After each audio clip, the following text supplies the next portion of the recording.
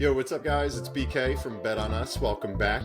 So, we're just coming off the heels of such a crazy World Series. I know Sab and I took a little different approach with this one, me being the Bleeding Heart Mets fan, still in recovery, though the season's done. I think we're going to have the most exciting offseason, but we'll save that for another time. So, if you guys recall, I was calling the Dodgers to sweep, and man, I was so close. That was plus 1,200 odds. And we got the gentleman sweep. The Yankees, at least they saved face. They got one win out of there. Again, Sab was calling for the Yanks win. I think going with his heart there, calling Yanks win in 6 or 7. Didn't quite make it that far. The Dodgers are just a juggernaut. And Freddie Freeman, man, he was just The lead. unbelievable. Freddie Freeman now has 6 straight games with a World Series home run. 6 straight World Series games with a home run, which is absolutely insane. You saw the signs in Yankee Stadium saying, "Freddie, please stop." And I do agree. Please, Freddie, please, for the love of God, stop. Give us a break. Maybe hit a single instead of a home run. We'll take that. But you got to love Freddie Freeman, though. He's one of the best guys in baseball, one of the best guys in sports. Amazing story with him and his dad back in the day. His son obviously going through what he's going through, and they're buying tickets for kids to World Series games. So you can't really get mad at a guy like Freddie Freeman that's doing damage. Unbelievable. Obviously, the World Series MVP. That was an exciting one of the most watched World Series ever. But I just don't know how you get past the Dodgers. I mean, we'll see if they can reload, keep Ohtani, get him back on the mound, get healthy with their pitching staff. Mookie Betts was awesome. They could rely on him all day. Those guys were good. I mean, I thought the Yanks had it, but they did have it. They blew it. I mean, how often can you see a game 5 elimination game World Series? You're up 5-0 and you give up 5 unearned runs. That was just one of the craziest innings I've ever seen in baseball. But nevertheless, and forgive me, I got a little cold here if my voice doesn't sound as angelic as it usually does.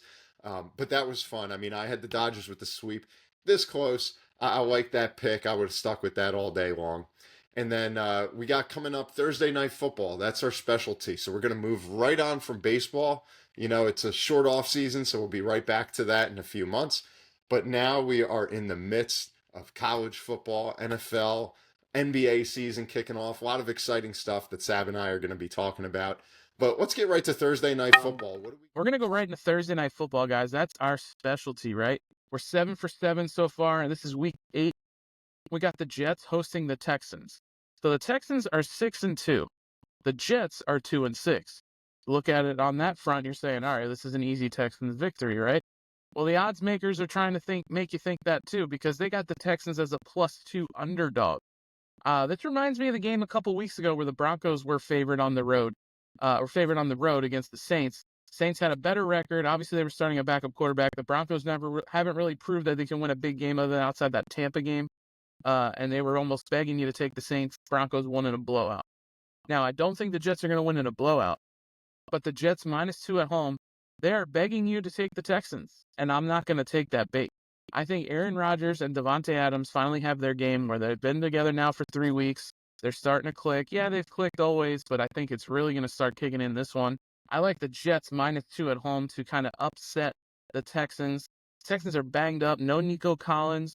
No Stephon Diggs with the torn ACL, which is a big, big loss for them going forward. You got Tank Dell still there, and then the rest of the receiving core is, Robert Woods, John Menchie. Not terrible guys, but going against those corners, Sauce Gardner is going to be able to have free range now and kind of guard whoever he wants. He's not going to have to worry about Stephon Diggs, not going to have to worry about Nico Collins. So I think that the Jets defense steps up, and I think the Jets win by 2, at least 2. I think they win by a touchdown against the Texans.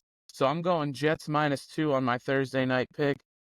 And I also, if you want to sprinkle a little bit on Aaron Rodgers' passing yards, I do believe it's set at 239 yards right now.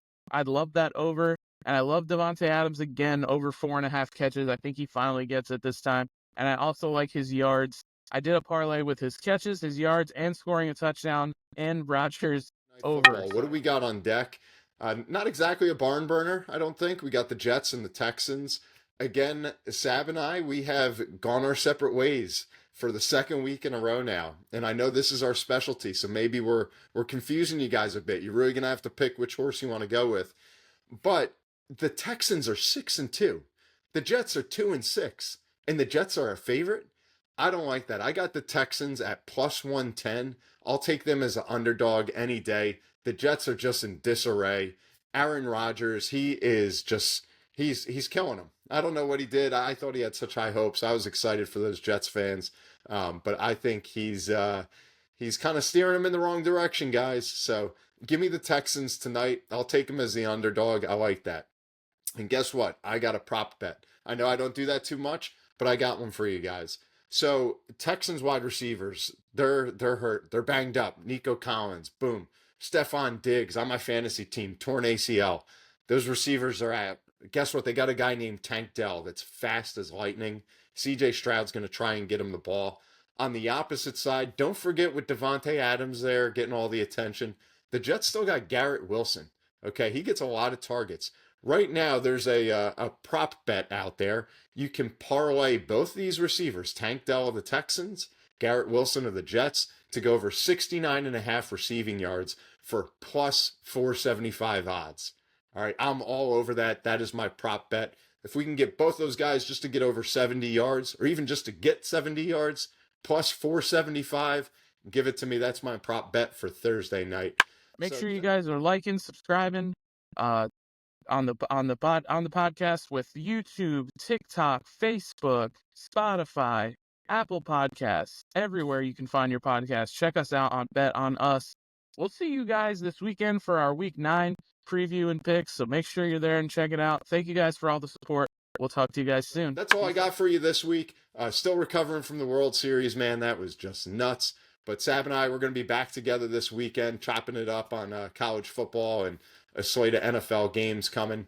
It's going to be exciting. We got Penn State, Ohio State. I can't wait to tell you guys about that one. But again, tune in Thursday night. Don't listen to Sab this time. Go with the Texans and give me that Tank Dell and Garrett Wilson getting over 69.5 yards. I'll take it all day. Plus 475. That's a no-brainer. We'll see you Saturday.